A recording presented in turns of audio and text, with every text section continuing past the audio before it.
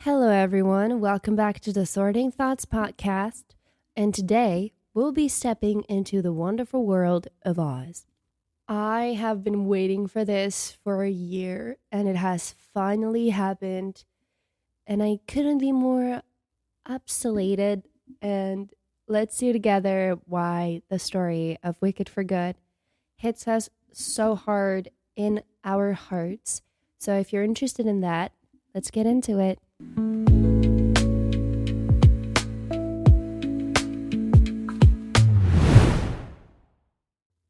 Wicked for Good, directed by John M. Chu, with Cynthia Erivo, Ariana Grande, Jonathan Bailey, Michelle Yeoh, Jeff Goldblum, Ethan Slater, and Marissa Bond. Came out November 19th, and it is about as an angry mob rises against the Wicked Witch, Glinda and Elphaba will need to come together one final time. With their singular friendship now the fulcrum of their futures, they will need to truly see each other with honesty and empathy if they are to change themselves and all of us for good. So, we're going to start off with, did I have any expectations before walking in? And the answer is no. I did not walk in with any expectations. Well, let's be honest, I knew it would be vocally incredible, and those expectations were met, obviously, but that was one of the most obvious thing ever, so I didn't consider that an expectation. And also, since I know the Broadway musical story, I knew it was going to be very emotional as well. And I also knew that it was going to be much darker than the first one, obviously, since I know the story from the musical. So, yeah, but I wasn't expecting too much. I was just really, waiting to see how everything was going to be played and made into a motion picture. And I really tried not to overhype myself, because then you tend to do that and then you get disappointed in the movie because your expectations were way too high and they weren't met. Like that happened to me with, I think it was either Doctor Strange in the Multiverse of Madness or Spider-Man No Way Home. Like my expectations were way too high and I overhyped myself. We overhyped ourselves on Twitter, but that's also because Marvel showed so much in the trailers that how could we not overhype ourselves, So I wish they had taken away some stuff from the trailer and that way, people wouldn't have overhyped themselves. So since then, that's really something I'm trying not to do and I just walk into the theater room and expect a movie, but I don't have like a list of things that I want in the movie, if that makes sense. Like if I'm trying to think about it, probably the only thing I was expecting was everything that's in Act 2 of the Broadway musical is going to be in the movie and that they are going to expand the story and fill in some gaps. That's really the only expectations I had, which was exactly what they showed in the trailers, exactly what John M. Chu has been talking about and the cast as well. So I didn't really have any expectations, like not really. There was really two things that I was really excited to see on the screen. So spoiler alert, this is going to be a very spoiled review. So if you haven't seen it, I would recommend not listening to this episode and coming back when you have seen the movie. So I was really looking forward to see Bach's transformation into the Tin Man and Fiyera's transformation into the Scarecrow. That was like, I was like, I can't wait to see how they did everything.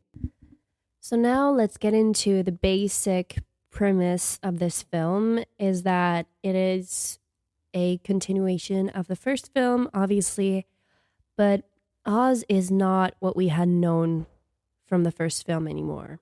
Oz has taken a much darker turn. The wizard and Madame Morrible are really spreading the wicked word around and scaring people about Elphaba, but she is still very determined to grant her heart's greatest desire from the first film, which was freeing the animals, helping them. All the while, Glinda, as a public figure now, has to navigate her role as one and battle also her inner thoughts towards Elphaba and wonder if it will ever be like their shiz days again. So overall, this story was really good. It was very engaging because the audience wants to know how Glinda and Elphaba's rivalry will unfold, and that is really hooking the audience, you know? And also, if the animals will ever return to Oz, and if the wizard and Madame Morrible will be brought down. Although, if you already know the story of the Wizard of Oz, you would actually know what happens in Wicked for Good. Because Wicked for Good is really what we don't see in the movie The Wizard of Oz. It's like really what's happening behind the scenes, backstage of Dorothy's journey in Oz. So you will see little glimpses of The Wizard of Oz from here and there. But yeah, I'm really jealous of those people who got to discover this story for the first time. Like, I really wish I had discovered this story for the first time, like, right now. Like, if I could erase my memory right now, this is what I would erase. Wicked, Part 1, The Wizard of Oz, and Wicked for Good. And I just watched the three. And I'd do a marathon of the three and discover the three for the first time. So, even though the story was really good, there's a few things that I would have liked to see more in the film. Some things that I feel like were a little undeveloped, and that breaks my heart to say that because I really loved the movie. So again, spoiler alert, I don't know if there was rights issues and conflicts with Warner Bros., who owns The Wizard of Oz 1939 film. But I do wish we had seen a little more of the Wizard of Oz parts in Wicked for Good. I feel like anyone who hasn't seen The Wizard of Oz will not really understand anything because so much bits are missing, you know? Like, I would have liked to see more of Glinda and Dorothy together when Dorothy arrives in Oz. I would have liked to see Glinda give Nessa's shoes to Dorothy, and I would have liked to see Elphaba's anger towards Glinda because she had no rights to give those shoes to Dorothy, which is very understandable. And they do talk about it when they fight, but I feel like the anger is not entirely there. You know, I think I would have liked to see a very fierce, angry, mad Elphaba, you know, that would have given a reason to the people of Oz to be scared of her. You know, like she would have really embodied the word wicked, you know, at that point. They wanted her to be wicked. Well, she's going to be wicked. Give me back my sister's shoes, you know, because Glinda really had no rights to give them to Dorothy. I would have also liked to see Nessa's feet under the house. I feel like that's a very powerful image, you know? And while I'm still mentioning Nessa, I would have really liked to see more of Nessa's transformation into the Wicked Witch of the East. And I would have liked them to incorporate a little bit more of right after her father, the governor of Munchkinland, had passed. I would have liked to see, like, you know, the pressure of Nessa becoming the governor of Munchkinland very fast and very soon after her father had passed. And I would have liked to see how her bubbly personality really went down the road and what really led her to becoming the Wicked Witch of the East. We only saw a little bit of that, and I wish we had seen more of it because they also only showed us newspaper of the governor passing and his daughter becoming governor of Munchkinland. So I feel like I would have liked a little bit more context on that. Because we do see him passing from a heart attack at the end of part 1 and Nessa rushing to his side. But I feel like I would have liked to see more after that. And a little bit before what we got in Wicked for Good when she's with Buck and she seems insufferable. I also wish they had also incorporated more of Fiyero and Elphaba's relationship. I feel like it was talked about in a way that was far too light. We do see a lot of yearning in part 1 when they are in the forest to free the lion cub and before she leaves for Oz, but that's it, you know? And maybe a little more screen time with Fiyero would have helped, and it wouldn't have felt like this sort of switch when we know it's not a switch because Fiyero has just always been attracted to Elphaba. But it felt a little rushed, a tiny bit. I feel like something could have been added when him and the guards were chasing Elphaba at the beginning of the movie in the forest. Maybe just one look, one eye contact between the two to suggest more than a different way of thinking and thinking like he used to say in the first film. But I feel like that also wouldn't have played in the part of Elphaba believing that he's not on her side when he actually is. So I see where that could have been complicated. The themes are far more political in this one than in the first part. We barely touched the surface of that in the first one, but in the second one, we're literally digging deep into the manipulation of a government, with Glinda being the front public manipulation, with her being good versus Elphaba being the wicked one. She's also being played by Madame Morrible and the Wizard, but she's also being naively manipulated in a willing way because she wants to be a popular public figure. She wants people to admire her, even though it might be at the cost of her friend's reputation. She's willing to be in that position to get what she wants.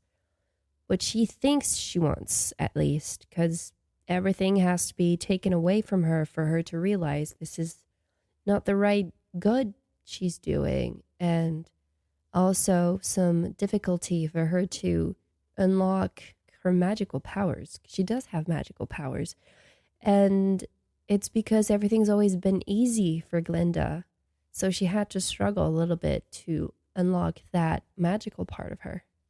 I really liked this part where the propaganda against Elphaba is being totally displayed, where Oz is drowning in propaganda papers and telling them to run because of the Wicked Witch. There's also the topic of the animals fleeing Oz because they do not have hope in fighting anymore. And that part was just so sad.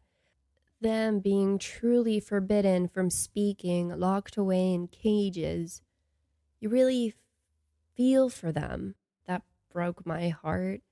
And you also really feel the citizens of Oz believing the Wicked Witch narrative and without really a care in the world. Like the Wizard said, they will believe what they want, even if he were to reveal he lied.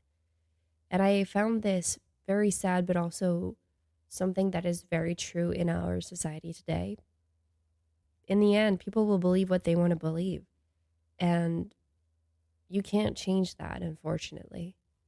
Even if you try to debate, if someone is closed-minded, you'll never have a chance to change their minds, or you'll never have a chance to maybe educate them on some subjects.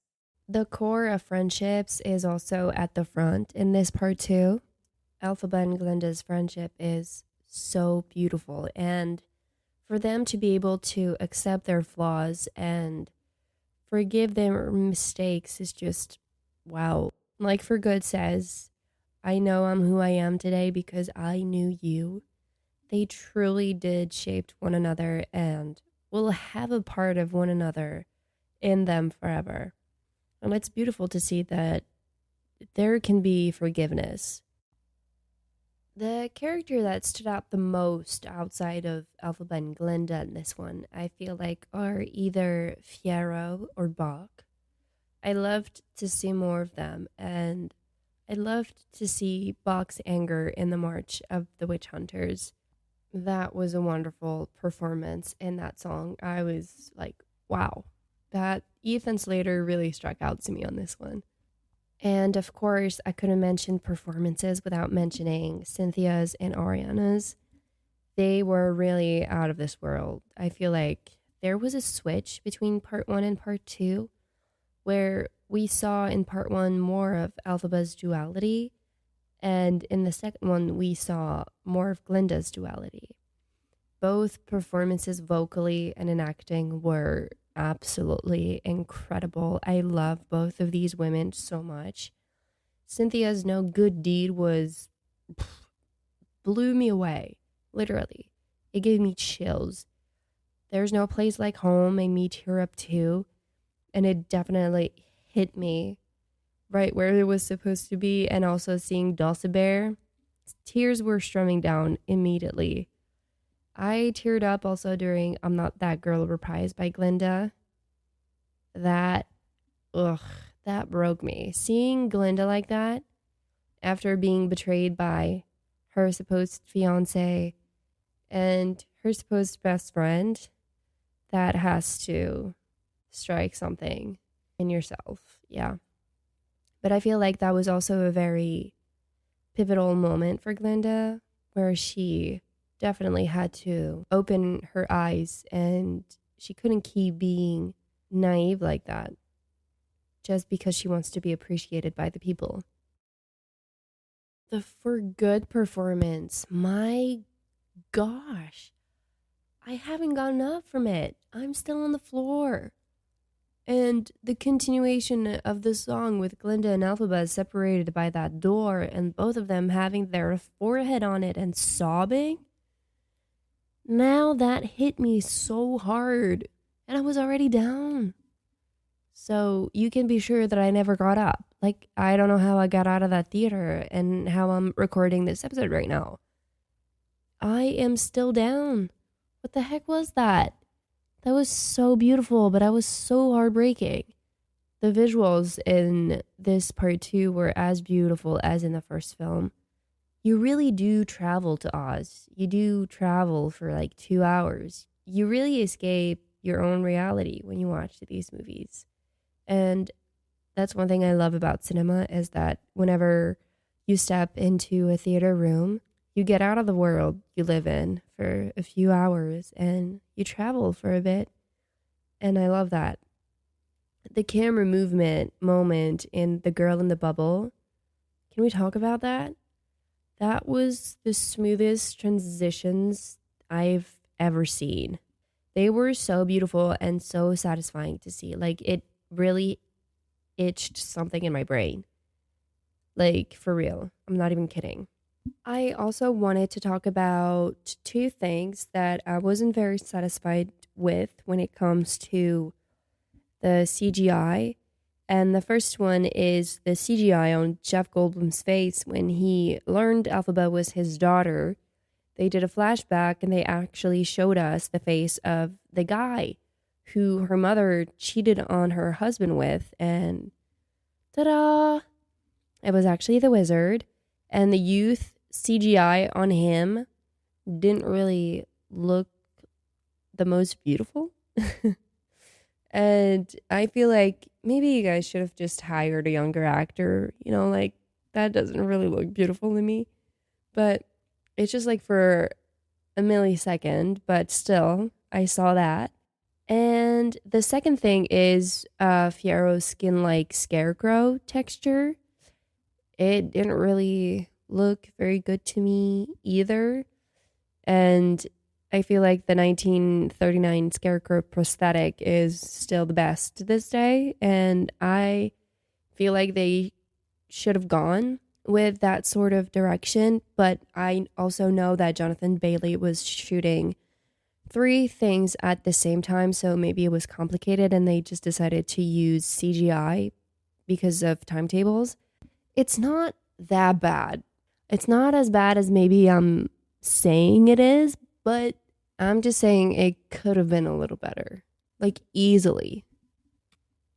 Now let's talk about the songs, because we can't do this review without talking about the songs. These songs are so good. Although I do prefer the first part rounds of songs, and that's always been the case. Like, I've always preferred Act 1 songs than Act 2 songs. But as a fan of the musical, I loved that we finally did get the Wicked Witch of the East and the March of the Witch Hunters on the soundtrack score. Because we didn't have that on the original Broadway cast recording, and that was sad. It felt like something was missing. And the two new songs, No Place Like Home and The Girl in the Bubble, were so good. I loved them. Although, when I was thinking about Girl in the Bubble and how it could have sounded, I was thinking something maybe more impactful vocally. Story wise, it's great impact because it's when Glinda literally decides to pop her bubble and not live in her little world and decides to actually do something.